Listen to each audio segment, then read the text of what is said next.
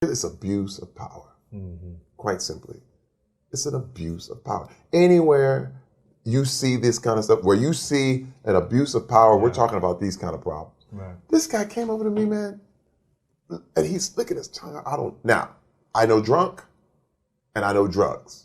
Yeah. I grew up in Flint, Michigan. I know the crack epidemic. I grew up with it. I know people who are high as hell. He was high on something. I don't know what it was. He was out of his mind. Eyes dilated, going crazy. And I'm going, what is wrong with this dude? And you're with your wife. I'm with my wife. He comes over to me. He gropes me in my gym. I mean, not even, he just grabs a handful. I'm like, yeah, hey man, get back. What are you doing? Then he's laughing and he comes back again. I'm like, dude.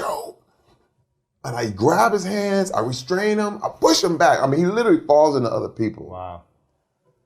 And I can't believe I mean, this is my agency. This is people I pay millions of dollars to. So I go, okay. My wife has seen me before in my toxic days. Get aggressive. Yeah. She's seen football me. Days. Yeah, in the football day. She's seen me throw people over her head. Wow. Literally. Wow. She's seen people get beat down in the street. And she was like, years earlier, this was during the therapy times and during our comeback time, she said, Terry, you cannot let anyone pull you into any sort of altercation because you're going to lose everything. Wow. She would always tell me, like, can't react, can't respond. Can't react. Yeah. Because this was also part of my therapy. Because I had anger. I had big anger. You wanted to fight. I said, man, that's how I got in the NFL. Yeah.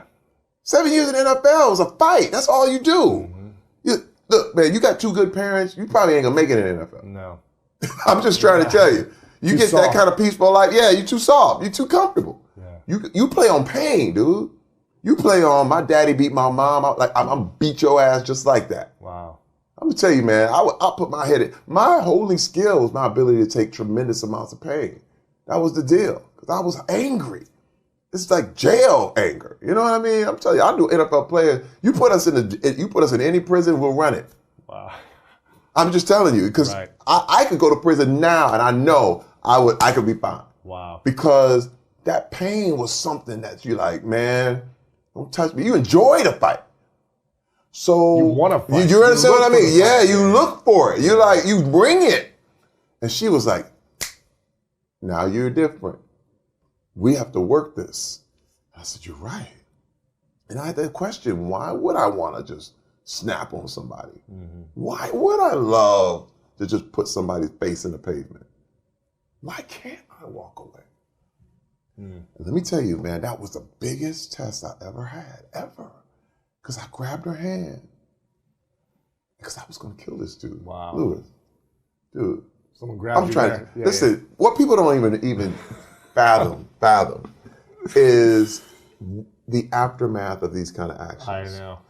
Because imagine, even if I would have just pow, and he fell and died. Your career's over. Your life's over. Life's over. If he may not even have been there to tell the story. Everybody would say, Terry Crews just killed a man.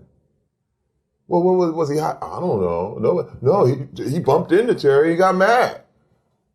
I wouldn't have been able to say, well, he did that. They'd be like, yeah, right. Right. Dude, I got in that car. I got my hands on the steering wheel. I was going to drive back in. I mean, I literally was going to drive, took everything I had to drive away. Not go back. Yeah. She said, my wife was like, I'm so proud of you. Wow. I'm proud of you, Terry. I'm proud of you. And I was like, now, next day, go right to the agency. I'm like, hey, man, what are y'all going to do about this? This is crazy. Guy calls me up. I'm sorry, I was drunk. Instantly, I knew he was lying. When you tell me you're drunk, I know you're lying. So now you're not dealing with this thing. Now you're not willing to say you're guilty. You just got back in the car. You're making an excuse. Yeah. I'm on the ground. You got back in the car. You drove off. You just made an excuse. And he was like, sorry about that. So I go up. I talk to my agent. I said, dude, you got to do something about it. We're going to handle this. We're going to handle this at the highest levels. We're going to do whatever it takes, Terry. You watch. I got zero. I waited. It it was like 8 months later, and I'm going, nobody's doing nothing. And I couldn't believe it. I was like, babe, nobody's making a move. I said, this is ridiculous. And all of a sudden, the Weinstein story breaks. And these guys all over the internet are going in on these girls about, they kept the story, now, why are you telling now? Why are you doing this now? Why are you doing that now? And I just got so angry, I couldn't believe it, because I said, this happened to me. I was molested. And I didn't go public.